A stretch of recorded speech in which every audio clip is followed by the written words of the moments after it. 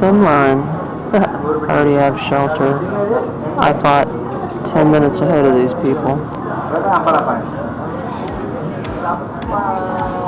When it rains, it pours in Langkawi.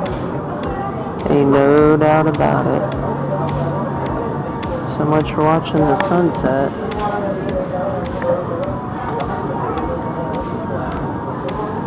You can just see it raining on the other side. Isn't that cool?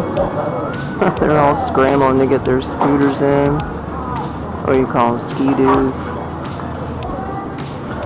They had to bring all the bean bags back in. Oh man, it's coming.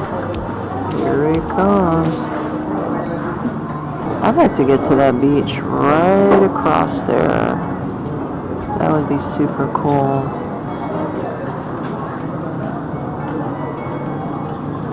If you can see that one right over there. I don't know.